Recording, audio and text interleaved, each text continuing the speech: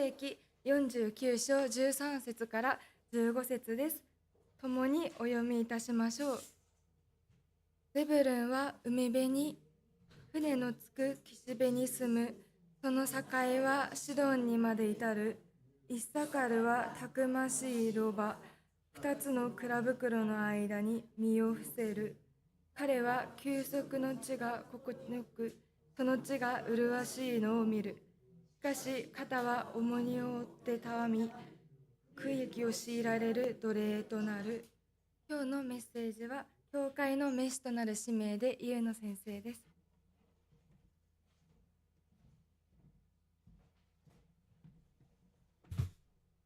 ハレルヤ、主の皆を賛美します。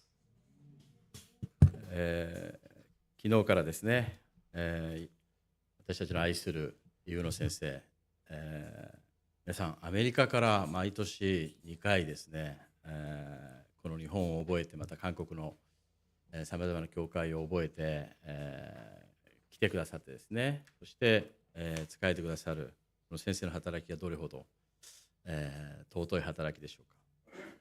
私も、牧師としてですね、いろいろと、孤独なことも実は多いんですけども、先生の励ましを受けながら、また祈りを受けながらですね、励ましを受けて、そして、牧会の面においても、私が先生を通してまた学ぶこともたくさん、あるかなと思っております。昨日の集会においてはまた本当に豊かな聖霊の働きの中で、私たち一人一人に聖霊様触れてくださり、また私たちが実際的にどのようなですね、信仰を持って臨んでいくべきなのか、そのことも具体的にですね、また示された時間になりました。来ることができなかった方々もおられるかと思いますけれども、また今日この時間、その御言葉を通して、また共に祈る時間を通しても、一人一人にまた新しくですね、主が語ってくださるその御言葉を通して新たに、私たちがこの教会がですね、新たにされていくそのような時間、持てたらと思います。一つですね、私が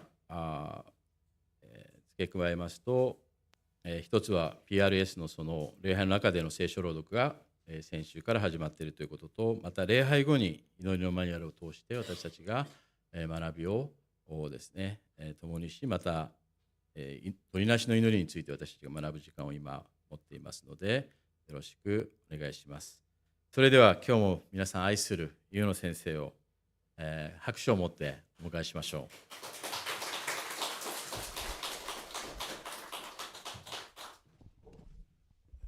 할렐루야. 할렐루야. 만나 뵙게 돼서 반갑습니다. 皆さんお会いできて、感謝します。 여러분 안에 성령 하나님이 계십니다. 皆さん一人一人の中に聖霊の神ですねがおられます。 하나님은 이 대책이 없으신 분이 아니에요. 神様は対策のない方ではないです。 하나님은 아주 생각이 깊으십니다. 神様は本当に、考えが深いお方です。 하나님은 모든 것을 다 계획을 갖고 행하세요. 神様はすべてのことをですね、計画を持ってなされるお方です。 하나님은 약속을 주십니다. 神様は約束をされるお方です。 그래서 성경에는 하나님이 어떤 생각을 갖고 이 세상을 어떻게 이끌어가는지에 대해서 알 수 있는 거예요.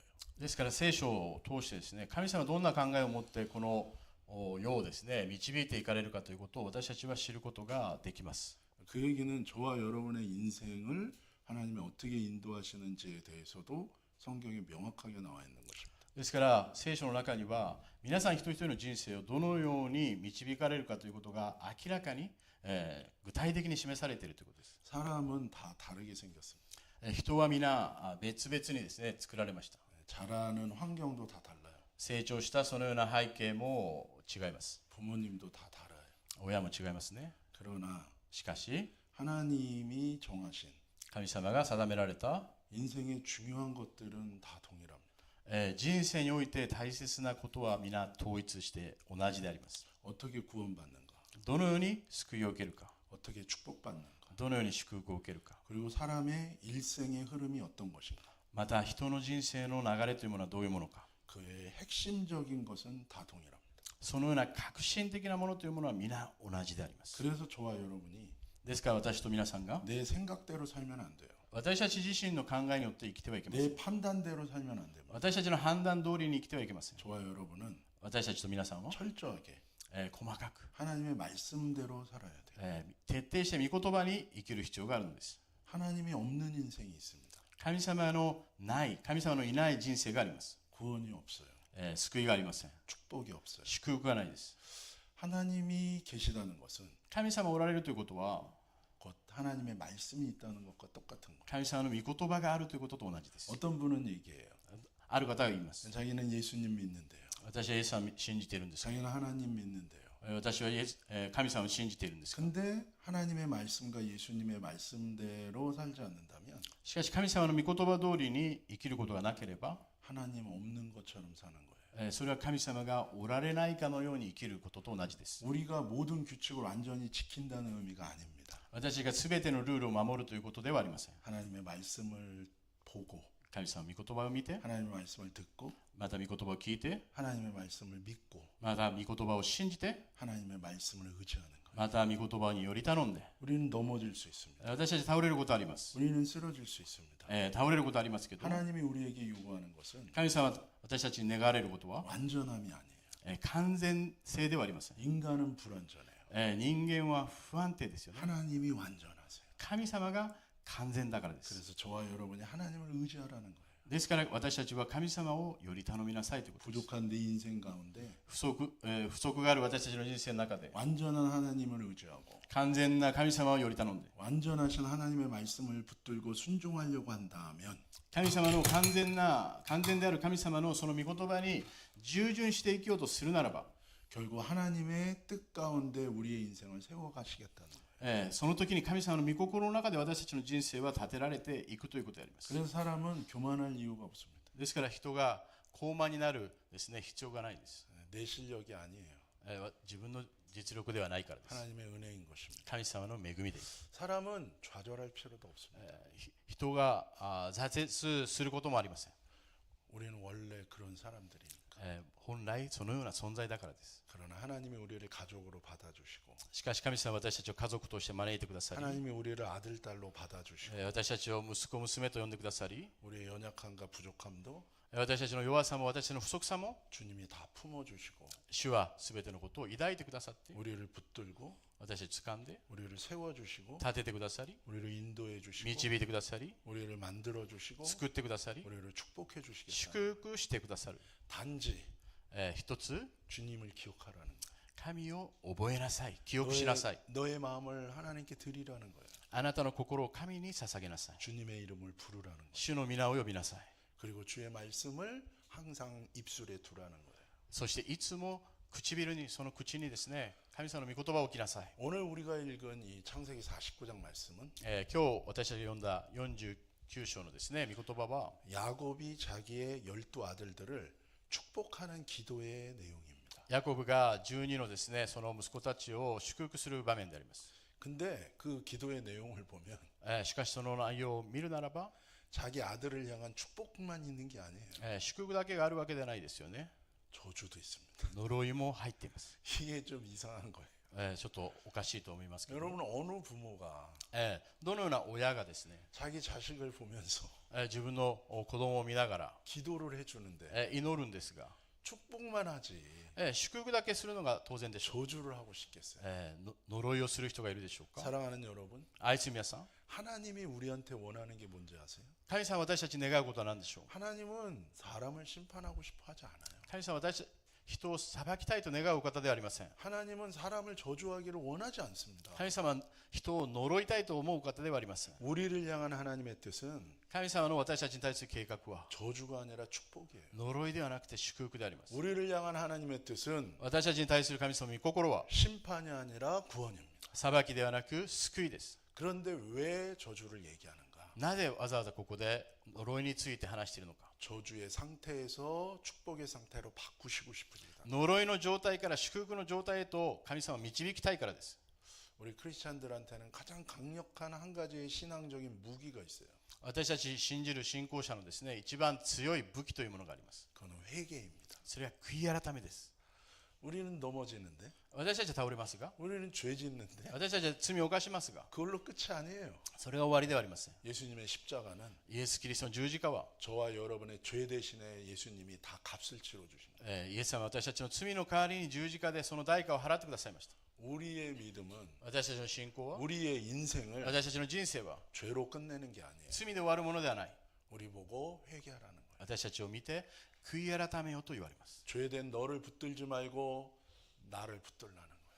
罪である自分をつかまないで私をつかみなさい。 그때 모든 죄가 용서받습니다. その時に全ての罪が許しを受けます。 더 이상 우리를 죄인이라고 부르지 않고 もうすでにその時に私たち罪人とは呼ばれない。 의인이라고 부르는 거예요. 義人として呼ばれるわけであります。 사실 우리가 감당 못하는 말이에요. それは私たちに適当な言葉ではないかもしれません。 그분이 대가를 치렀기 때문에 なぜならそのお方が代価を支払われたからであります。 그게 은혜입니다. それが恵みです。 선물입니다. プレゼントです。 그래서 저와 여러분은 ですから皆さんと私たちは、 무너진 그 자리에서 倒れたその場所で 다시금 주님의 이름을 부르셔야 돼요. 再び主の皆を呼び求めるのです。 어저께 제가 말씀드렸는데 昨日私が話しましたが、 저희 수잔이라는 그 교인이 수잔이라는 교회 이름이 수잔 スーザンさんですねというその人がいましたけども、 20대부터 아팠어요. 20代の時からですね、病気だったんですよね。 삶을 아주 화려하게 살았습니다. 生活はちょっと派手に生きたんですけど、 그 삶의 위기 속에서 しかしその人生のその、苦難の中で、 밑바닥에 이렇게 누워 있었던 그 상태에서 本当にもう床に寝ていたそのような状態から、 자신 스스로 일어날 수 없고 自分自身が立ち上がることができなくて、 누군가 자기를 일으켜 줄 사람도 없는 상황에서 誰かが私を自分を立ててくれるそのような人もいない状況でした。 발을 본 거예요. その時に足を見ました。 자기의 바닥에 누운 그 눈 앞에 있는 발을 본 거예요. その床で寝そばっているその時に、その目線にあるその足を見ました。 누군가 찾아온 것입니다. 誰かが訪ねてきたわけです。 누군가 찾아와서 내 앞에 서 있는 거예요. 誰かが訪ねてきて私の前に立ちました。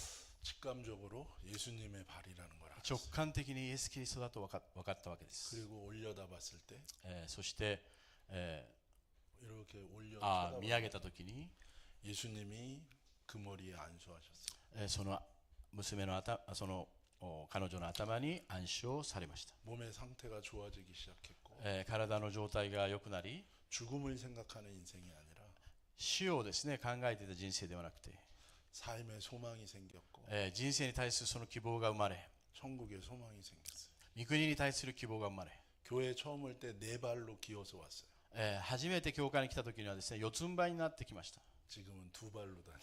今2つの足で立ってきていますけど、 항상 고통 가운데 얼굴이 어두웠어요. いつも苦しみの中ですね、顔色が悪かったんですけど、 지금은 얼마나 밝게 웃으면 다니는지 몰라요. 今はどれほど明るくなってですね、笑いを持って生活しています。 창세기 49장에는 創世記の49章には 축복만 있는 게 아니라 저주도 있습니다. 祝福だけがあるのではなくて呪いもあります。 이 창세기 49장은 사람의 일생을 그대로 보여줘요. 創世記の49章はですね、人の人生というものをそのまま表しています。 죄 가운데 타락한 인생은 罪の中で堕落したその人生というものは、 저주 가운데서 출발할 수밖에 없다는. 呪いから始まるしかないわけですね。 그러나 예수님 때문에 しかしイエス・キリストによって、 구원이 임하고 救いが望み、 축복이 임하고 祝福が望み、 그 다음에 その次に 새로운 사명의 길로 나아간다는 거. 新しい使命の道に歩み始めるということです。 그 가운데서 받는 5가지 축복이 있다. その中にある5つの祝福があります。 마지막은 천국이요. 最後は御国であり天国であり、 마지막은 주님의 품 안에서 끝나는 것이고 また主のその、身腕の中で終わるわけです。 하나님 안에서 변화된 성화된 모습으로 끝납니다.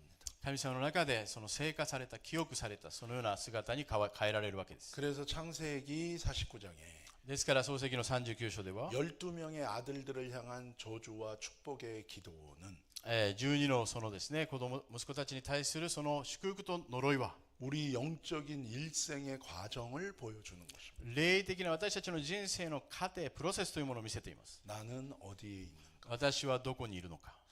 이 똑같은 말씀이 신명기에도 나옵니다. その同じ内容が新明記にも出てきます。 창세기 49장은 모세가 12아들들을 향하여 기도한 내용이요. 創世記のその49章というものはモーセがですね示していますけども、 신명기에 나오는 말씀은 新明記のその内容は 모세가 12지파를 향하여 한 기도예요. モーセが12のですね部族に対して言っていることであります。 창세기 49장은 創世記の49章は 야곱이 자기의 12아들들을 향한 기도고, ヤコブがその息子たちに対するその祈りであり、 신명기는 新明記は 똑같은 내용이 나오는데 同じような内容ですけども、 모세가 12지파를 향하여 한 거예요. モーセが12部族に対して語っている内容です。 두 기도가 내용이 똑같습니다. 2つの祈りが内容は同じですよね。 좀 더 신명기 말씀이 더 확장되어져 있는 표현이 있지만 新明記の方がもう少し拡大されたものだ内容ですね。 각각의 아들들과 おのおののその息子たちと 그 아들들의 후손 지파를 향한 기도 내용이 동일해요. また息子たちのその子孫に対してその部族に対してですね言っています。 이 야곱의 기도와 このヤコブの祈りと 모세의 기도는 モーセの祈りは 단순히 그들의 머릿속에서 나온 기도가 아니라는 거예요. 単純に彼らのその頭の考えで出てきた祈りではないということです。 사실 단순히 그런 감정에서 나온 기도가 아니라는 거예요. 単純なその感情から出てきた祈りではありません。 하나님이 그 기도를 통하여 하나님의 뜻 계시를 알려준 것입니다. 神様のその計画そして御心を掲示しているわけですよね。 그래서 성경 전체를 보면 ですから聖書全体を見れば 각 아들과 지파들을 향한 이 기도의 내용이 その息子と各部族に対するその祈りの内容は 다 성취되는 것을 확인할 수 있어요. 全てが成就したことを見ることができます。 왜 예수님이 유다 지파에서 태어나셨는가? イエス・キリストがなぜユダの部族から生まれたのか、 그 키도 이 창세기 49장과 신명기에 나와요. その鍵になるキーですね、それが新明記とまたこの創世記に出てくるわけです。 그러면서 이 창세기 49장은 ですから創世記の49章は 우리의 영적 일생을 그대로 보여줘요. 私たちの人生の霊的なその状態というものを表しているものです。 첫 번째로 3명의 아들이 나옵니다. はじめに3人のですねその息子たちが現れます。 루벤, ルーベンと 시몬과 레위. シモンとそしてレビ、 첫째 아들, 둘째 아들, 셋째 아들이에요. 1人目、2人目、3人目ですよね。息子 전부 다 저주받습니다. すべてが呪いを受けました。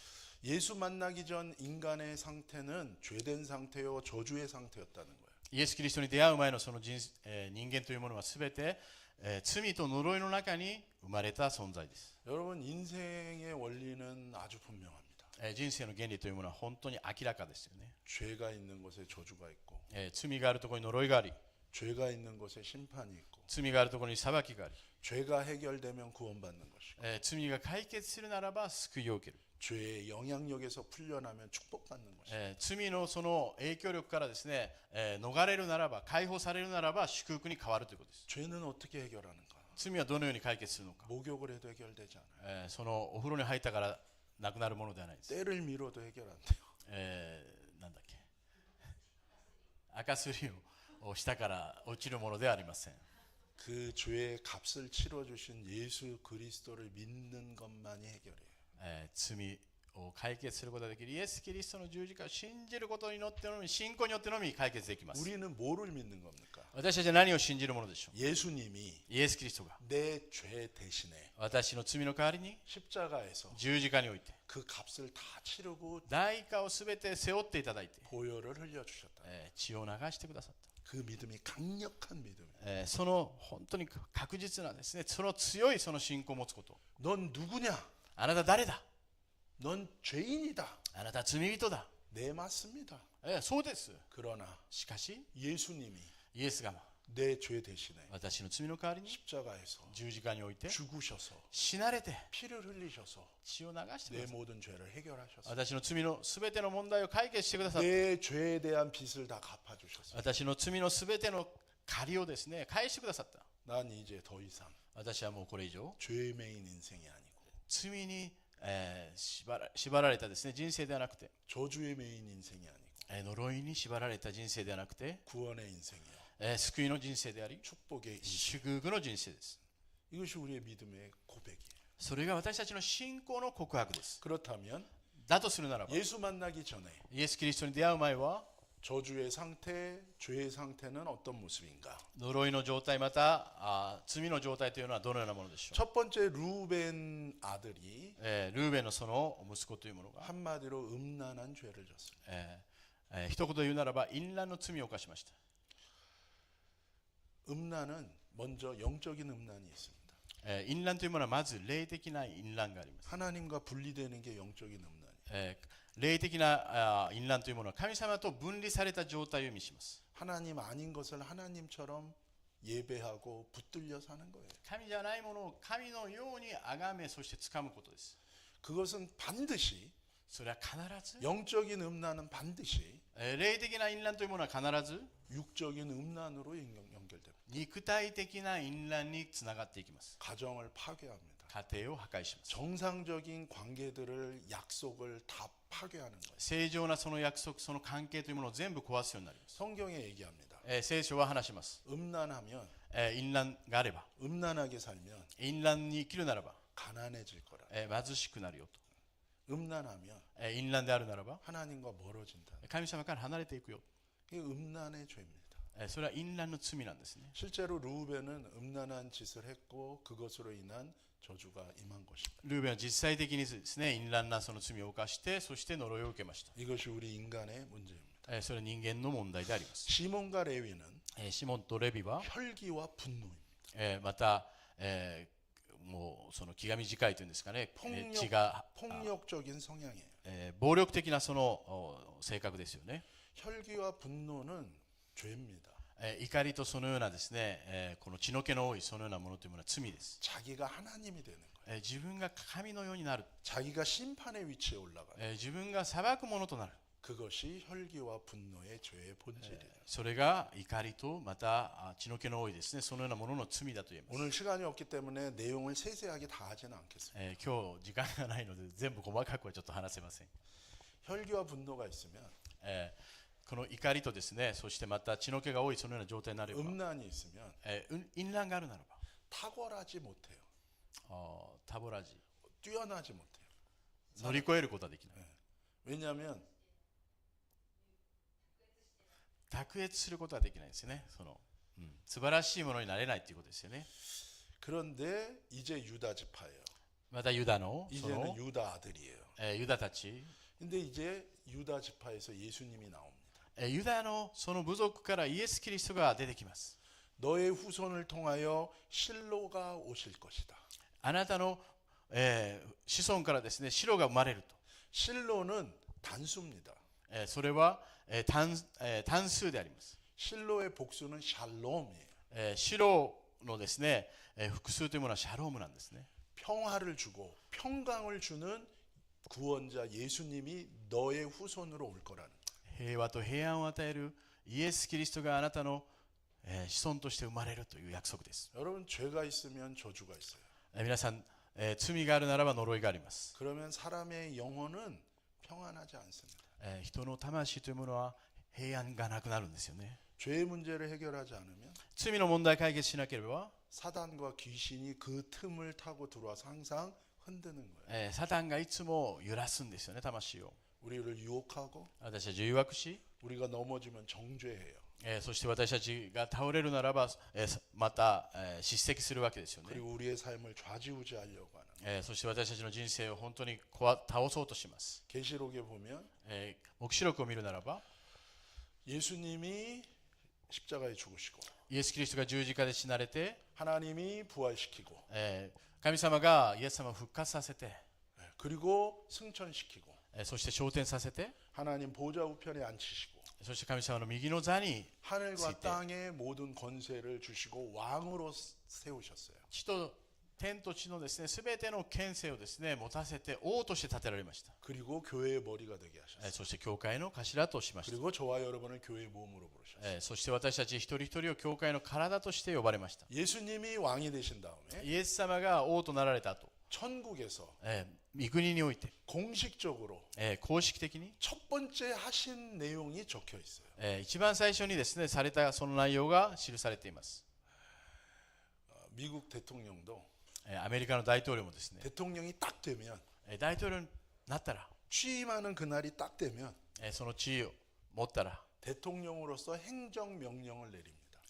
大統領としてのですね、行政的なその命令を下します。 영어로는 executive orders라고 그래요. エグザクティブオーソリティ orders, order という 명령들.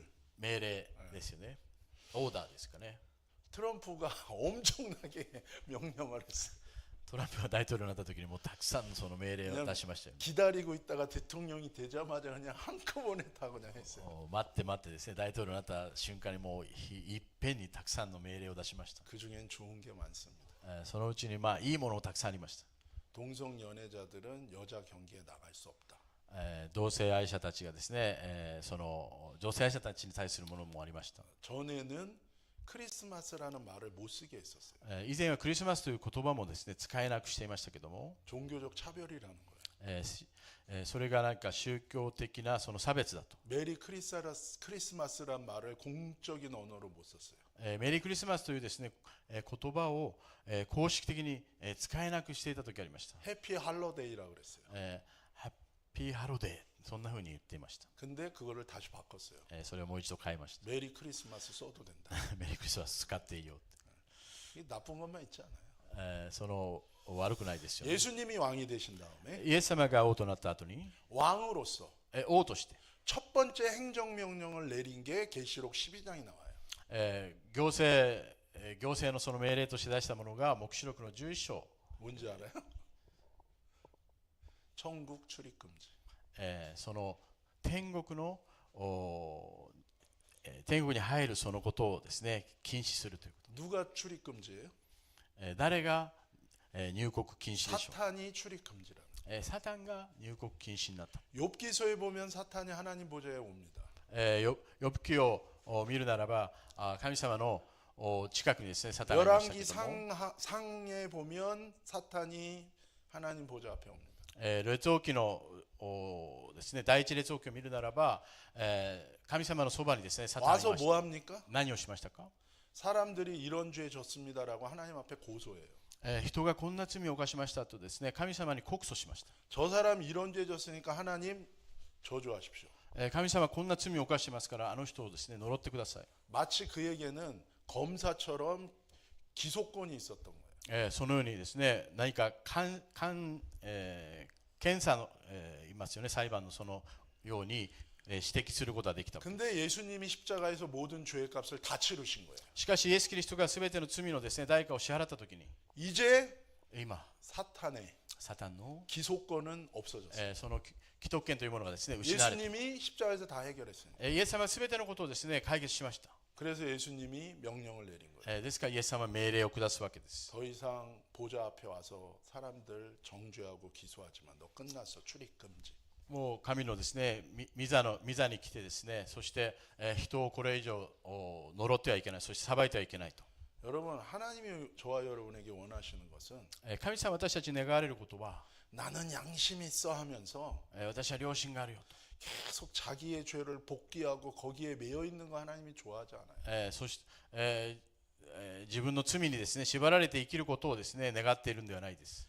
이제는 今は 예수님이 내 죄의 값을 치른 것을 믿고 イエス様が私たちの罪をですね全部背負ってくださったことを信じて 회개하고 悔い改め、 그 죄에서 떠나기를 원하십니다. その罪から離れることを願っています。 우리의 과거가 있을지라도 私たちの過去があっても、 더 이상 그 과거가 나의 미래를 끌고 갈 수 없다는 거예요. 私たちの過去が未来をですね引っ張っていくことはできないということです。 예수님 안에서 우리는 새로운 인생이 된 것입니다. イエス様の中で私たちの人生は新しくなったということです。 바로 사람은 죄 가운데 출발하지만 人はすべて罪の中から始まりますけど、 음란과 분노에 찬 삶을 살지만 淫乱とですねまた怒りのそのような人生の中に行きますが、 예수님을 통하여 イエス様を通して 모든 죄가 해결되고 すべての罪が解決し、 새로운 축복의 인생, 新しい祝福の人生となり、 하나님의 존귀한 아들, 딸로 변화되는 거예요. 神様の本当に素晴らしいですね娘息子となるわけです。 그러면서 예수 믿은 자에게 주시는 세 가지 축복을 말씀하십니다.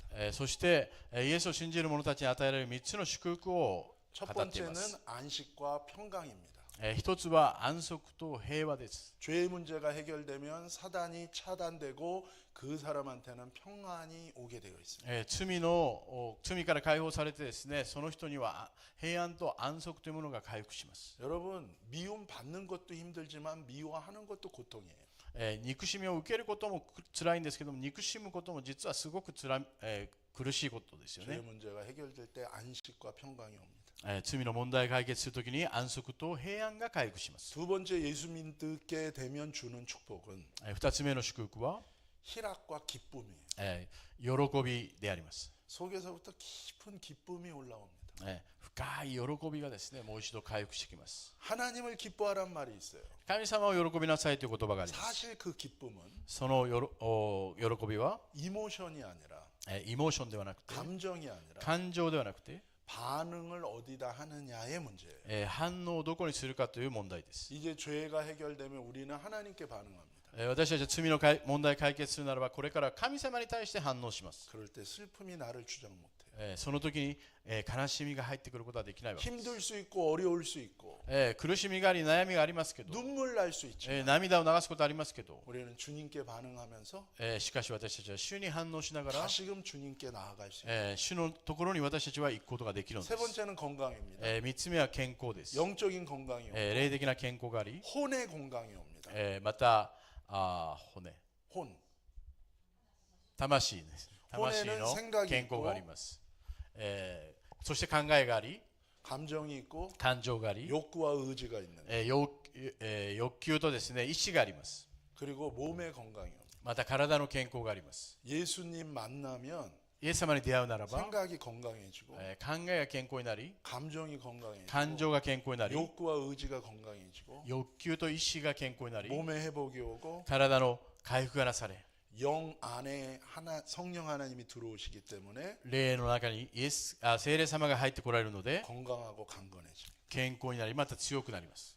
그러면 이제 そしたら今で 예수 すね、 믿고 イエス様を信じて、 이 세 가지 축복이 임하면 その3つの祝福が望むなら、 이제 끝난 건가요? 終わったんでしょうか？ 아니에요. 違います。 그 다음에 その次に 이제 이사갈과 스불론이 나옵니다. イッサカルとですね、スプロンに、出てきますよね。 그리고 그 뒤에 또 다른 제불은 아들들이 됐어요, 네. 나와요.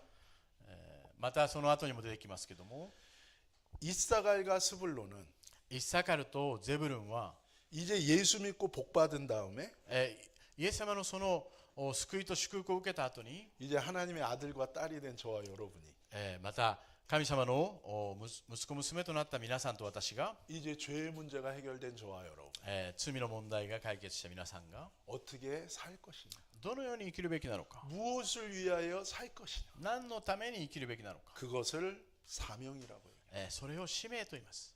그 두 가지 사명을 얘기합니다. その2つの使命を話しています。 그것이 이사갈과 스불론입니다. イッサカルとゼブルンですよね。 그리고 나머지 아들들은 残りのその息子たちは、 그 사명을 감당하는 자에게 その使命を行う者たちに、 그 사명 따라 사는 우리에게 その使命を行う私たちに 하나님이 주시는 神様が与えてくださる 5가지 축복을 얘기합니다. 5つの祝福を話しています。 다 얘기는 못합니다. 今日は全部ちょっと話せないです 시간 관계상 時間関係上 여러분 집에 가서 성경을 한번 읽어보세요. 家で聖書を見てみてくださ 두 가지 사명에 대해서 나누고 마치겠습니다. い。2つの使命についてですね、今日は話して終わり 다섯째는 ます。 이사갈이에요. イッサカルから始めますけ 여섯 ど、 번째 아들은 스불론입니다. 6番目がですね、5番目がイッサカルで6番目がゼブルンでした。 성경은 항상 순서가 중요합니다. 聖書はいつもですね、その順番というものもすごく大事なんです。 성경에 나오는 순서는 그냥이 아니에요. その順番というものはですね、ただ羅列している 그래서 んではな 첫 いです。 번째 아들이 중요해요. ですから一番初めの息子が大事です。 왜냐하면 그 집안의 모든 걸 상속받기 때문에. なぜならそのですね、部族のものを全部相続するからです。 그래서 첫째 아들한테는 2배로 줍니다. そして、1番目のですね、長男には2倍を与えるわけです。 이 영적인 것도 상속돼요. 霊的なものもですね、相続するわけです。 그래서 엘리사가 엘리야한테 그렇게 얘기해요. ですからエリシャがエリアにこのように言います。 당신의 능력을 나에게 2배로 주소서. あなたのその力の2倍を私に与えてください。 그건 단순히 더 많이 달라는 얘기가 아니라 ただたくさん与えてくださいという話ではなくて、 하나님이 당신에게 주셨던 사명, 神様があなたに与えたその使命を、 그 사명 감당하기 위하여 하나님이 주셨던 영적 능력, その使命を行うためのその霊的な能力を 자기가 이제 그 상속자가 되고 싶다는 거예요. 私が受け継ぎたいという話です。 첫째 아들만 받는 게 아니라 一人、長男だけが受けるんではなくて、 예수님 안에서 イエス様の中で、 저와 여러분도 私と皆さんも 모두가 상속자라는 거예요. 皆が相続者ということです。 여러분 2배로 받으시기 바랍니다. 皆さん2倍受けてくださることを願いま 은혜도 す。 다 2배 받으시기 바랍니다. また恵みも本当に축복도 2倍、 다 2배 받으세요. 祝福も2倍受けてください。 영적인 능력과 권세도 다 2배 받으세요. 霊的なその能力とですね、権勢も2倍受けてください。 여러분은 皆さんは 성경에서 聖書で 여러분은 皆さんは 천국의 상속자들이에요. 御国の相続者であるとはっきりと言っています。 순서가 중요해요. 順序が大事なんです。 여러 개가 나열되어 있는데 羅列されてますけども、 그 앞에 나오는 게 항상 우선순위예요. 初めに、書かれているものがですね、優先順位なんです。 그래서 지금 아들들을 기도하는데 息子たちにですね、祈りをしているんですけど、 순서대로 한단 말이에요. 順序通りにやるべきなんです。 유일하게 唯一ですね、 이사갈과 스불론만 순서가 바뀌어요. イッサカルとゼブルンは順序が逆になりました。 왜 그럴까요? なぜでしょ 스불론의 사명이 う。ゼブルンのですね、その使命というものが 이사갈의 사명보다 イッサカルの使命よりも、 더 우선순위라. まず優先順位が高いということです。 안 중요한다는 게 아니라 重要ではないということではなくて、 둘 다 중요한데 2つとも重要なんですけれども、 조금 더 우선순위라는. 少しその優先順位が先だということです。 여러분 스불론의 사명이 뭡니까? ゼブルンのですね、その13절 使命 한번 とは何ですか。 읽어봅시다. 13節を一緒に読みたいと思いますけども、一緒に読みましょう。ゼブルンは海辺に船のつく岸辺に住む。その境はシドンにまで至る。 자, 첫 번째 스불론은 해변에 살 거라는 거예요. ゼブルンは海辺に住むと。 여러분, 이거는 맞지 않아요. このことはありますね。 나중에 시간이 많이 지나서 時間がすごくたくさん経ってから、 500년 가량 지나서 500年経ってから、 하나님의 약속대로 12 아들 지파들은 땅을 받습니다. 12のですね、その部族が地を見ました。 스불론의 후손이 받은 땅은 ゼブルンのですね、子孫が受けたその地は、 바다가 없어요. 海がないんです。 완전히 육지 한 가운데 있어요. 陸地のその真ん中にあります。 근데 しかし、 왜 하나님께서 なぜ神様は 스불론은 ゼブルンに対して 해변에 거할 거라고요? 海辺に住むと言ってるんでしょ 이유가 있는 거예요. う。理由があるわけです。 그 해변은 その海辺というのは、 배를 매는 곳이다. 船のつく岸辺にということで、 배가 정박하는 곳이다. 船がとどまる場所だ。 여러분 왜 배가 항구에 정박합니까? 皆さん、なぜ船がですね、その港に着くでしょ 서 있기 위해서 거기에 있는 게 아니에요. う。そこにとどまるためにあるんではなくて、 배를 타고 나가기 위함. 船に乗って出ていくというその目的があります。 스불론에게 주신 사명은 ゼブルンに対して与えられたその使命というものは、 속에 있는 게 아니라 内側に向かうんではなくて、 밖으로 나가는 사명. 外側に出ていく使命です。 인이 아니라 インではなくて、 아웃인 거예요. アウトですね。アウト。 근데 그 지경이 그 영향력이 その影響力というものが、 시돈까지 갈 거라는 거예요. シドンまで行くと。 여러분 성경에서 두로와 시돈이라는 도시는 聖書の中でツロとですね、シドンの町は、 두로와 시돈이라는 나라는 ツロとシドンのその国はですね、 세상을 의미합니다.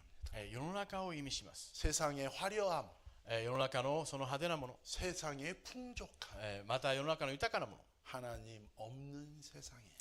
神のいない世の中を意味するわけです。 즉 스불론의 사명은 ですからゼブルンのその使命というものは、 하나님 믿는 사람들끼리 있는 게 아니라 神様を信じる者たちだけでいるんではなくて、 하나님 없는 화려함, 神様がいないその派手なそのような、 하나님 없는 풍족함, 神様のいないそのような豊かさの、 하나님 없는 죄와 저주가 있는 그 땅까지 神様のいないそのような罪と呪いのその地にまで 나아가는 것입니다. 出ていくということです。 이게 예수 믿은 それはイエス様を信じる 크리스찬의 クリスチャンに対して、 삶의 その生活の中で、 감당해야 되는 私たちが行わなければいけない 첫 번째 사명이. 一番最初の使命だということです。 저와 여러분은 私たち皆さん 저와 が 여러분의 인생 가운데 その人生の中で、 저와 여러분의 일상생활 そ 속에서 の日常の生活の中で、 가까이 온 近くに来た人たち、 만나게 하시는 会った人に、 하나님 없는 사람들, 神様のない人に、 예수님 모르는 사람, イエス様を知らない人に、 안 믿는 信 사람들, じない人に、 그 사람들을 위해서 その人たちのために 기도해야 돼요. 祈らなければいけないということで 그 す。 사람들에게 나아가야 돼요. その人たちのところに出ていかなければいけません。 잃어버린 양은 失われたその羊を、 스스로 찾아올 수 없어요. その人たちはですね、羊飼いのところに行くことはできないわけです。 잃어버린 양은 失われた羊は 우리가 찾아가야 돼요. 私たちが探していかなければいけないわけです。 길을 잃어버린 양한테 道を失ったその羊はです、 우리가 찾아가야 돼요. 私たちが探していかなければいけません。 마태복음 마태이. 24장은 福音書に23章で、24章で、 복음서의 소계시록이라고 얘기합니다. 福音書の小黙示録と言いますけど、 말세에 일어날 일들에 대해서 예수님이 쭉 예언하셨어요. 最後の週末に起きることをですね書かれていますけど、 그 24장이 지나자마자 その24章が過ぎて、 마태복음 25장에 나와요. マタイの25章になると、 엄청난 세상의 마지막 일에 대한 계시를 주셨어요. 最後のですねその啓示について示されていますけど、 그 다음에 예수님의 말씀 뭔가? その次のイエス様の御言葉は何か、 지극히 작은 한 사람에게 本当にその小さな一人に向かって、 물을 마시고 水を与え、 먹을 걸 주고 食べるものを与え、 그가 감옥에 갔을 때 찾아가고 その人が牢屋に入った時に探していって、 그를 돌보는 것, その人を助けること、 하나님을 神様を 섬기는 것과 使えることと 똑같은 일. 同じことだ、そのことがというふうに言っています。 지극히 작고 보잘것없는 저 사람에게 本当に小さなですね、何のものにもならないそのような一人に、 못 본 척하고 何も与えないで、 아무것도 안 하는 것은 何もしないことは、 하나님께 神様に対して、 못 본 척하고 見知らぬふりをして、 아무것도 안 하는 것과 똑같아요. 何もしないことと同じだと言っています。 엄청난 말세의 계시를 말씀하신 후에 その週末について掲示した後にですね、 그렇다면 그 격동과 혼란 속에서 そのようなですね混乱と極東の中で、 엄청난 역사의 소용돌이 속에서 そのような大きなですねその歴史の流れの中で、 하나님의 교회는 神様の教会は、 예수님의 교회는 イエス様の教会は、 하나님의 사람들은 神様の人たちは、 예수님의 イ 사람들은 エス様の人たちは、 하나님의 가족들은 神様の家族たちは、 믿음의 사람들은 信仰の人たちは 어떻게 살 것인가? どのように生きるべきか、 잃어버린 영혼들, 失われた羊たちを、魂 지극히 を、 작은 영혼들, その小さな魂を 그 영혼을 섬기고 使えて、 그 영혼을 돌보고 助けて、 그 영혼이 구원받도록 その魂が救いを受けることができるように 복음을 전하라. 福音を伝えなさい。 이것이 첫 번째 사명. それが一つ目の使命だと言ってるわけです。 여러분, 皆さん、 여러분의 삶 속에서 皆さんの生活の中で、 주어진 내 인생이 얼마 남았더라도 残された人生がどれだけあるのか、 그것을 위해서 사세요. そのために私たちは生きましょう。 어저께 얘기했죠. 昨日も言いました。 한국의 韓国の、 시골에 田舎でですね、 조그만 교회에 小さな教会で、 나이 많으신 本当に、年を召されたですね、 권사님 세 분이 있었어요. 監視と言われる、女性長老な人が3人いました。 우리가 평생에 私たちの人生で、 한 번도 전도를 안 했고 一度も伝道しなかったねと、 우리가 나이가 많아. 私たち年取って、 언제 하나님이 부를 줄 모른다. いつ神様召されるか分かんないねと、 죽기 전에 死ぬ前に 전도 한번 하자. 伝道一度やってみようと、 두렵지만 恐れがあるけど、 기도하고 가자. 祈って出ていこう。 그래서 어느 날 세 분이 모여서 기도하고 액기로 갔어요. その女性のですね監視がその駅に3人で行きました。 20대 남자 청년 만났습니다. 20代のですね 예수님 男性の 믿으세요. 青年にですねイエス様を信じま 그 しょう。 청년이 화를 내면서 青年はですね怒りながら、 꺼져. 消えろと言いました。 나 에이즈 걸렸어. 私はエイズになったんだ。 예수 믿는 게 나랑 무슨 상관이 있어? イエスを信じることは私と何の関係があるのか。 세 분이 돌아왔어요. 3人は戻ってきて、 우리가 믿는 예수님은 私たちが信じるイエスは、 구원자라는데 救い主だというのに、 도대체 저 에이즈 걸린 20대 청년한테 その20代のですね青年に対して、 우리는 답이 없는가? 私たちには答えがないのか、 울면서 세 분이 기도했어요. 泣きながら祈りました。 그때 하나님이 두 가지를 주셨죠. その時2つのことを示しました。神 매일 様、 모여서 저 청년을 위하여 기도해라. その毎日ですね集まってその青年のために祈りなさい。 너희도 가난하지만 반찬 갖고 와서 매일 점심 갖다 줘라. あなた方も貧しいが毎日おかずを持って与えなさい。 처음에는 그 밥을 집어 던졌어요. その最初はですね受け取らないでその 한 달 동안 매일 갔어요. 毎日ですね与えてもそのおかずもですね投げられましたけれども 자기 毎日行きました。 자기 엄마 생각이 나서 그걸 받아 먹기 시작했어요. しかし後でお母さんのことを思い出しながらそのおかずを食べるようになりました。 6개월이 지났을 때 6ヶ月になった時 이 청년이 자기 몸에 변화가 일어난 걸 느꼈어요. その青年のその体にですね変化が起きたことを感じました。 보건소에 갔어요. 保健所に行きました。 검사를 받았어요. 検査を受けて 에이즈가 나았어요. エイズが癒されたのです。 그 교회의 집사가 됐어요. その教会の羊になりました。 사랑하는 여러분, 愛する皆さん、 우리 인생의 첫 번째 사명은 私たちの初めの使命は 나의 삶의 자리에서 私たちの人生のその場所で 잃어버린 영혼을 향하여 失われたその魂に対して 예수님의 사랑을 가지고 イエス・キリストの愛を持って 예수 이름의 권세를 가지고 イエス様の権勢を持って 한 걸음 나아가는 것이 一歩前に出ることです。 그들에게 나아가는 것. その人たちのところに出ていくことです。 복잡한 일 많이 있을 수 있어요. 複雑なことがあるかもしれません。 귀찮은 일 많이 있을 수 めん 있어요. どくさいことたくさんあるかもしれません。 엄마가 お母さんが、아이를 낳기 위해서 子供を産むために、 10달 동안 고생합니다. 10ヶ月の間苦労されます。 우리도 私たちも、 그 수고를 その苦労を、 감당해야 된다. 持たなければいけない。 그게 行わなければいけない 그게 크리스찬의 삶입니다. それがクリスチャンのですね使命であります。 마지막으로 最後に 14, 15절 14、15節を一緒に読みましょう。イッサカルはたくましいロバ、2つの蔵袋の間に身を伏せる。彼は休息の地が快く、その地が麗しいのを見る。しかし肩は重荷を負ってたわみ、苦役を強いられる奴隷となる。 자, 이사갈은 양의 우리 안에 꿇어앉은 당나귀래요. そのイッサカルというものはたくましいロバ2つの蔵袋の間に身を伏せるとあります。 여러분, 당나귀는 짐을 지는 존재입니다. ロバはですね荷物を背負うそのような動物です。 이렇게 꿇어앉아 있다는 것은 それが2つのですね蔵袋を 그 身を伏せると 자세는 身を伏せるというのは 그 자세는 その姿勢は 이제 짐을 지려고 딱 준비한 거예요. 荷物を背負うためにもう準備できているという。 예수님을 믿은 사람의 두 번째 사명은 イエス・キリストを信じる2つ目のものの使命は 교회 공동체 안에서 教会の共同体の中で 서로의 짐을 지어주는 거예요. お互いの荷物を背負い合うということです。 그래서 교회를 세우는 거예요. そして教会を立て上げるということです。 교회는 건물이 아니에요. 教会は建物じゃないです。 저와 여러분이 교회예요. 皆さんと私が教会です。 예수님을 믿게 된 그 영혼이 イエス・キリストを信じたその魂です。 주님 안에서 강건하게 세워지도록 서로 섬기는 거예요. 共にイエス様の中で強く立てられていくために使えるのです。 여러분, 이 교회 공동체는 중요합니다. この教会共同体が重要なんです。 이 공동체가 사랑으로 든든하게 있어요. この共同体が愛の中でですね強く組 이 み合わされる必要があ 공동체가 ります。 믿음의 사람들도 든든하게 서 있어야 돼요. 信仰の人たちでその強く固まっていなければいけません。 그럴 때 연약한 사람이 이곳에 옵니다. その時に弱さを持った人たちがこの中に入ってくることができます。 가족에게도 용납받지 못한 사람들, 家族にもですね受け入れてもらえないそのような人が 하나님의 가족 안에서 용납을 경험하는 거예요.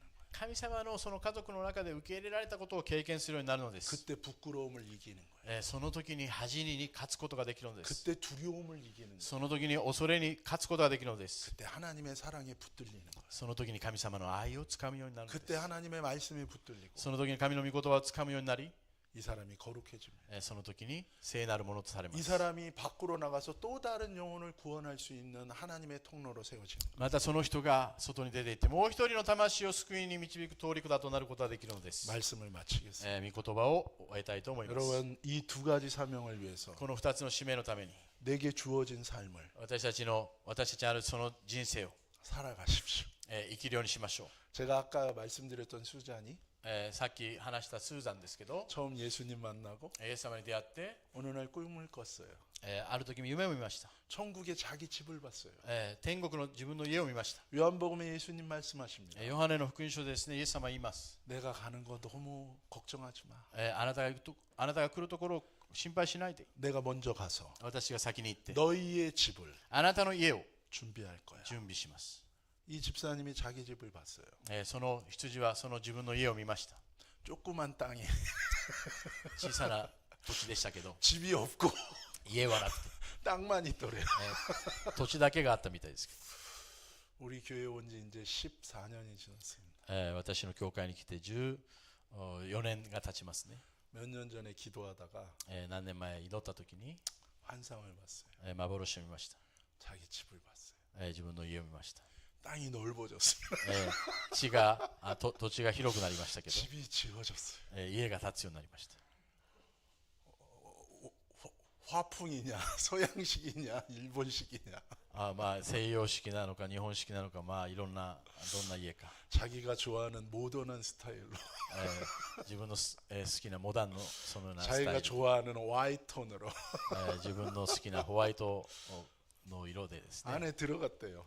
家の中に入って、 자기는 심플한 걸 좋아하는데 自分はシンプルなのを望んだんですけども、 인테리어가 아주 심플하더래. インテリアが非常にシンプルでし 사랑하는 여러분, た。愛する皆さん、 우리가 이 땅에서 私たちがこの人生で、 구원받는 것은 救いを受けたということは 예수님을 믿음으로입니다. イエス様の信仰によるものです。 우리가 이 땅에서 私たちこの地で、 축복받을 거냐 저주받을 거냐는 祝福を受けるのか呪いを受けるのか、 십계명 말씀대로 믿고 순종할 것이냐 아니냐는 거예요. 黙示録のその御言葉を従順するかしないかです。 예수님 믿고 구원받은 사람은 イエス様を信じて救いを受ける者は 절대로 심판받지 않습니다. 裁きを受けません。 그런데 しかし、 십계명 말씀대로 안 살고 黙示録通りに生きないで、 마음대로 살면 心思った通りに生きる 이 なら、 땅에서 고난이 많습니다. この地で苦難を受けるようになります。 죽어서 심판은 없으니까 死んでからはですね、裁 이 きはないかもしれ 땅에서 ま 다 せんが、 봤습니다.